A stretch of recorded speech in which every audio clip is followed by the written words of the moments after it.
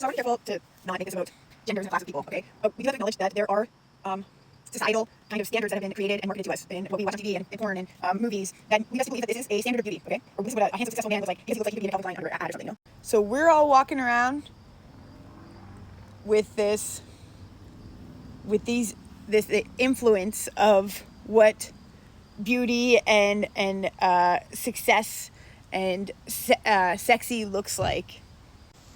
So the people who happen to meet this standard, men, women, grow up or experience a life of people responding to them in a way that isn't maybe honoring them for who they are. I got this cute little kitty. He's so sweet. So their beauty and being attractive and being told that they're good looking, or people responding to them in this privileged way, becomes part of their identity. Okay, I feel I'm compassionate, because I think it can be very difficult for women in particular when that beauty standard drops and it's part of your identity and you try to hold on to it. Or for men, when people have this expectation that you are going to be competent and good at things because that's the way people have treated you because you look that way. But maybe you're a total incompetent twat, you know? And now there's this pressure to be this performing man. What makes someone dangerous, or a man dangerous, in my experience, is because the insecurity that I have observed repeatedly, the most good-looking men and women are the most insecure. So an insecure man, especially if he doesn't know why he is acting out, if he doesn't know why he is behaving the way he's behaving, it's dangerous. Particularly if he's gotten accustomed to having privileged standards, right? Like privileged encounters with people, gotten away with shit just because the way he is, because people want to have sex with them, or they want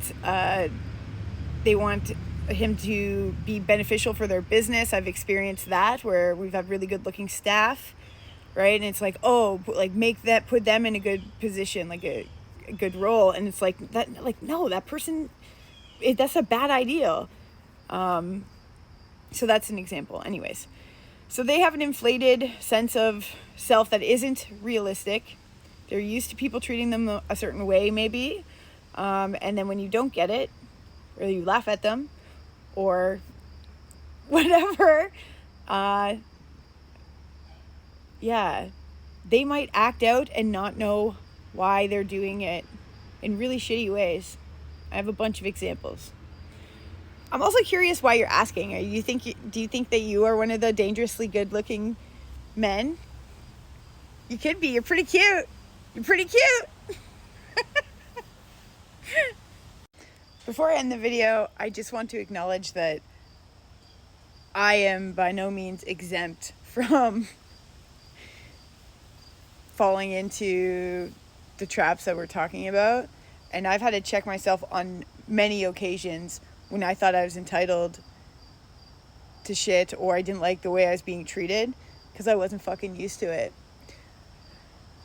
And I've become more and more aware of that, because of course I've fucking experienced some privilege that is falsely based, right? But when you meet like people that you just like, they can see right through like facade, or just like no bullshit people. Like I can recognize that now, and I'm like, okay, yeah, like no fuckery. You like, there's no glamour or room for acting like a brat, you know?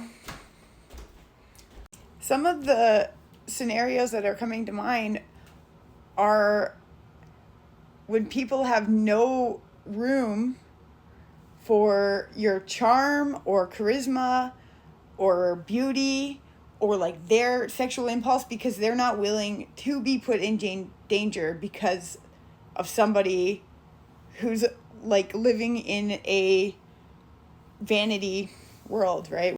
But the difference is in knowing, right? It's knowing that it's a facade, like looks.